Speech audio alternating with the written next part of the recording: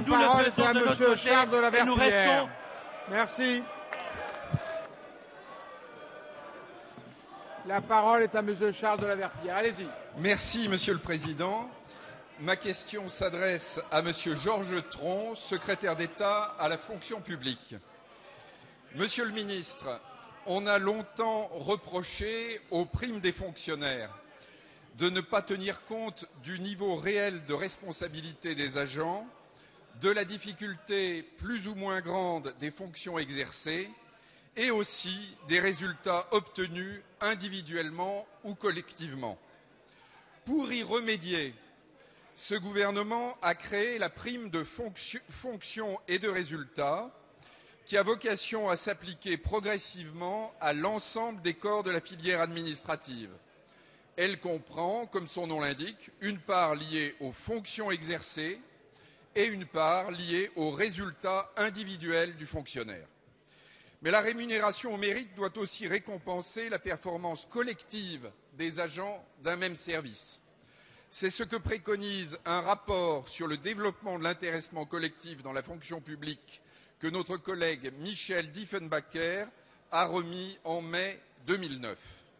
Monsieur le ministre, il me semblerait intéressant que l'État dispose ainsi d'un outil individuel et d'un outil collectif afin de récompenser les performances de ses agents, d'où ma première question. Comptez-vous, Monsieur le Ministre, mettre en œuvre l'intéressement collectif dans la fonction publique?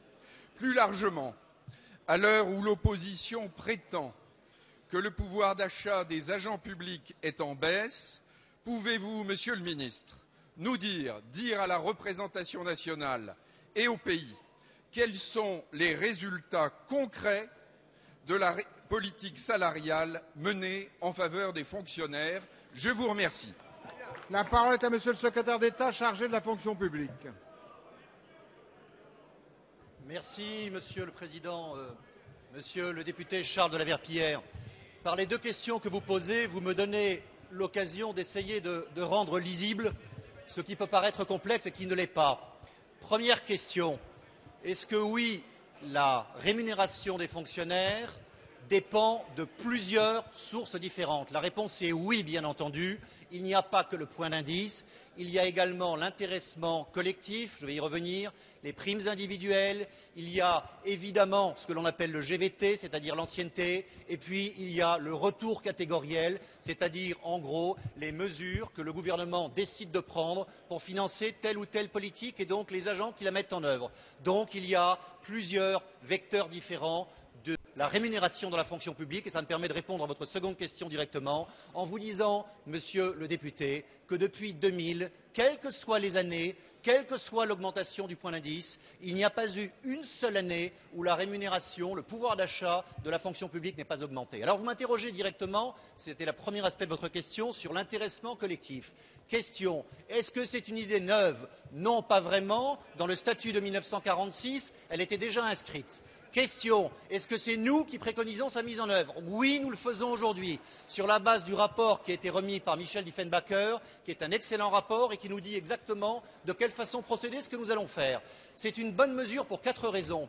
Elle va servir les usagers, parce qu'il y aura un service public qui sera rendu selon des critères déterminés pour en améliorer le fonctionnement. C'est une bonne mesure pour le contribuable, ce sera rendu à moindre coût. C'est une bonne mesure pour l'administration, qui mettra en place un mode de management collectif. Et c'est en bonne mesure, pour terminer, pour les agents, dont le pouvoir d'achat va augmenter de façon évidente, puisque les gains qui seront issus de l'intéressement collectif aboutiront in fine à ce que chacun touche la même chose. C'est donc une bonne mesure, c'est celle que nous mettons en œuvre.